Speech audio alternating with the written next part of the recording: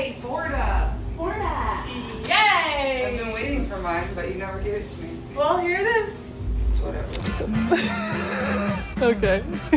Picture this. You're a player on one of the most watched teams in women's basketball right now. Cameras everywhere. Every word analyzed. Every reaction turned into a tweet thread. And in the middle of all that pressure, someone on your team is quietly sneaking around the locker room, placing gifts at every single locker, writing personal letters, trying not to get caught. That's the setup. Now imagine CATLIN Clark walks in early. Yeah, that's what we're talking about today. This wasn't game day drama. It wasn't a post-loss blow-up or a sideline argument getting clipped out of context. This was a pre-playoff day, the kind where the schedule is tight, everyone's locked into routine, and the whole vibe inside a facility is this carefully maintained calm before the storm of postseason basketball.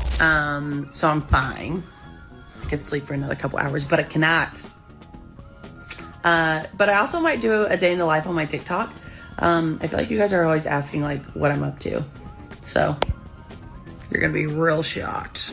And into that calm, Lexie Hull had been working on something completely under the radar. She'd been putting together small Portland-themed gifts, one for every single teammate, not for content, not for a brand deal, just because she wanted to. She wrote individual letters to go with each one, tracked down the lockers of all the new players, which, by the way, took longer than she expected. She said it herself.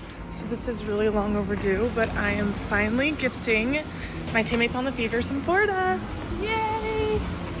Okay, this actually took way longer than I thought, and we have a lot of new people on our team, so finding their lockers took me a second. Had to like look around, and then I also wrote them all letters, and that also took time. So yeah, but we got it done, and I'm so excited to surprise them. We have a lot of new people on our team, so finding their lockers took me a second. There's something really human about that detail, right? Here's someone going out of her way to do something thoughtful, and the first obstacle is just not knowing where everyone sits. But she figured it out, she got it done, and she was this close to pulling off the perfect locker room surprise. Then the door opened. Hey, Florida! Florida! Yay! I've been waiting for mine, but you never gave it to me. Well, here it is. CATLIN Clark, and of all people, walked in early. Now here's what makes this specific moment so good. It's not that she walked in, it's when she walked in. The gifts weren't fully set up yet, boxes still open, items still being placed, the whole operation mid-assembly. There was no way to quickly hide it or play it off. And you know that specific kind of freeze that happens when you realize someone has caught you doing something? Not embarrassment, more like that split second where everything goes uncertain. That's exactly what this was. But here's where it gets good. Clark didn't just awkwardly pretend she didn't notice. She leaned in immediately. You could tell from her body language she'd already clocked exactly what was happening, and she wasn't going to let the moment pass without saying something. I've been waiting for mine, but you never gave it to me. That one line, that's it. That's the whole moment. But the delivery, perfectly dry. Not annoyed. Playing. The kind of line that only lands right when you know someone well enough to joke with them like that without it being weird. And Lexie, she didn't miss a beat either. Well, here it is. Done. Handed it over. Move on. The internet did not move on though, because when two personalities like that collide at exactly the right time, it doesn't matter how small the moment is, it sticks. Escalator was broken, so I took the stairs. I was like running, I was so excited. And when we got there, it was just so insane to see it on the shelf. But yeah, love the Athleta store and was so excited to see it in person and saw someone get it at checkout, which was really cute. Some extras for the coaches. No, you look perfect. Okay. Okay, so I know what some of you are thinking. It's just a funny clip, bro. Why are we analyzing it?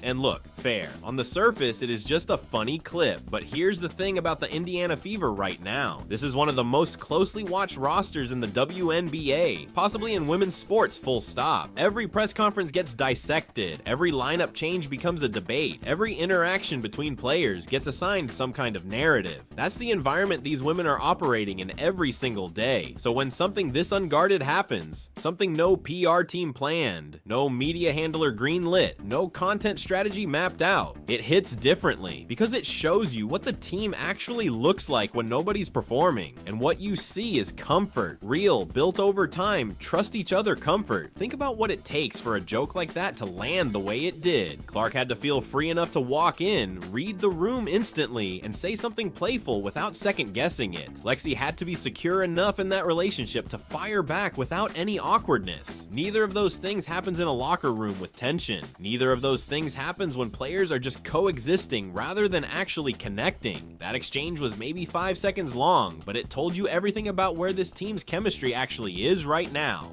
Here's what I think most people gloss over when they share clips like this. Locker room culture isn't built in the big moments. It's not built in the championship speeches or the emotional post-game interviews. It's built in exactly these kinds of moments. The random interruptions, the inside jokes that form without anyone trying, the moments where someone goes out of their way to make a teammate feel seen, and another teammate catches it and makes it a memory. That stuff accumulates. And when you get deep into a playoff run, when travel is exhausting, when every game carries consequence, when the margin for error gets razor thin, that accumulated goodwill is what keeps a locker room from cracking under pressure. You need players who trust each other enough to communicate freely, to call each other out without it becoming a thing, to laugh during a stretch where laughing should feel impossible. Lexie Hull, from everything we've seen, is the kind of player who builds that culture quietly. She's not the headline, she's the glue. And CATLIN Clark, whatever you think of the attention around her, has a natural ability to make ordinary moments feel electric. Put those two energies in the same room at the right time. You get a viral clip, yeah, but underneath it, you get a glimpse of a team that might actually be ready for what's coming. At the end of the day, nobody planned this moment. Lexie didn't set up the camera hoping for a reaction. Clark didn't walk in looking for content. It just happened. Messy, a little chaotic, completely real. And honestly, those are always the clips that last longest. Not because they're big, but because they feel true. So here's what I want to know from you. Drop it in the comments right now. Do you think locker room chemistry like this actually translates to winning when the pressure is real? Or do we as fans put too much weight on these kinds of moments? I read every single comment. Genuinely curious where you guys land on this one. If you like this breakdown and you want more storytelling like this, not just highlights, but the why behind the moments, subscribe and hit the bell, because this is exactly the kind of content I'm building this channel around. I'll catch you in the next one.